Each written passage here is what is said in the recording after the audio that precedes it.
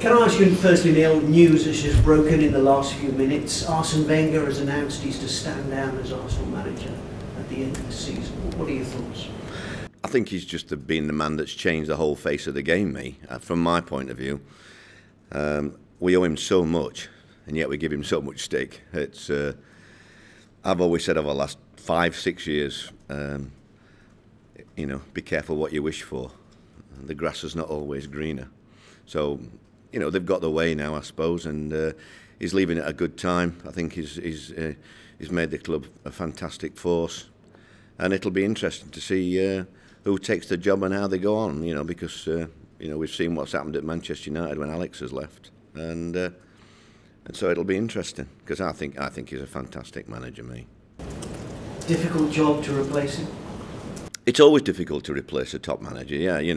People think it's easy and the names come out, we want him, we want them.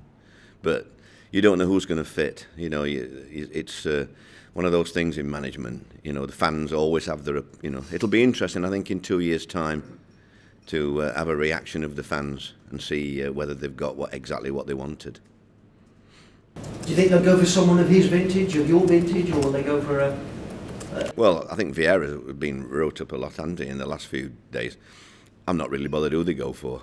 I'm glad that, in a way, I'm quite glad and happy that he's going. I wouldn't have wanted to see him get any more vitriol that he's had. I don't know how he's put up with it the last few years. I couldn't have done that. But I hope he goes to another job now and does really, really well. Thanks for that, Neil. As far as your team and injuries are concerned, what's the situation with Joe Rawls? Joe's trained. He's trained this week. Whether it's too early for him, I don't know. We've also got to consider Bryson is not available on Tuesday, so we're looking into that now as we talk regarding that. But he has trained well this week, as Joe. Jazz Richards has trained well as well. So, I mean, he'll be in full time with us next week as well. So that gives us at the moment a good squad, for the running really.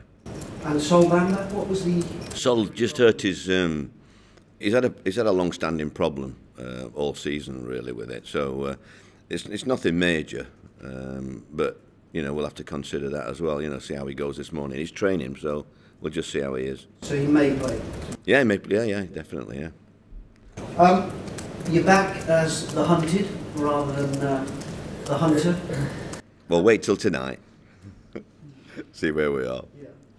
You're going to watch the Millwall game? Yeah, because I don't think there's a good film on. I don't normally watch football. I mean, the kick-off times now are getting quite ludicrous, aren't they? So it's. But I watch Friday night sometimes when we're away. On the magical Sky Go or whatever they call it, and I can pick up things like that. But I don't necessarily watch every game, But it's a good game tonight, isn't it? It's a cracking game, as they all are now between now and the end of the season. How do you think it may go? I don't know. I don't think anybody knows. You tell me. You could toss a coin, couldn't you? Two informed teams. Yeah, very much so. I mean, Fulham have got the quality, but Millwall are very resolved and a good group, similar to ours, really. I think similar to my lads, really. They punched above the weight and enjoying it. Djukanovic has said pretty much what you said a week or so ago, that the pressure is on the second place team now, and they're having to wait for you to slip up. Yeah, I think between the 3 games, 4 games, whatever we've got, it's going to be there on everybody really, whether you're second or third, and I don't think that's going to change. We can all talk a good game really, but I think it's the pressure on us all, as you'd expect at this time of year with what's at stake. Do you think the fact that you're back in that position, and you've been in that position for so long before, the players may adapt and cope with it perhaps a little better? Well, I don't think it was a cope with it. I mean, really, I think we should have beaten Villa and we should have got a point against Wolves. So, we've had a bad run, but we should have been 4 points and then we should have been celebrating now. So let's, we haven't got that, and we've got to work hard again, and that's all we do. We don't know any different. We know that Forest game, Our game against Forest, Sunderland at Fulham. They won't be straightforward, these games, because there isn't any straightforward games in the Championship. How do you view Forest now? Well, obviously he's turning it round. I do like him as a manager, and I think he'll want to have a good finish to the season and plan for the next, for the start. So it's like anything else. We were in that situation really, where you're looking at one or two lads and what you feel like, what you need for next season, and planning already. They'll be planning already. Since we were last here, Wolves have been confirmed as champions. Manchester City also. You obviously played against both those teams. How would you judge their achievements this season in leading the way in their relative divisions? I think Manchester City's just been by far the best, haven't they, really? And I think you've got to say Wolves have. The league table doesn't lie at the end of the season. I think Nuno's done a fabulous job. It's all right having money, but you've got to get the right players and play the right and get them in, mould them into a team, And I'm not one that says it's a piece of cake having money.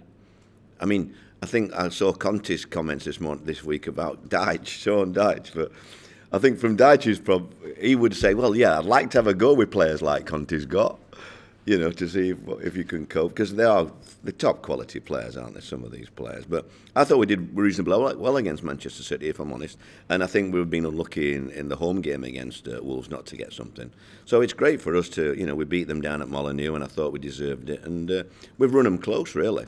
Could have been a lot closer with one or two results that we've fallen short of. Two teams you could be playing next season?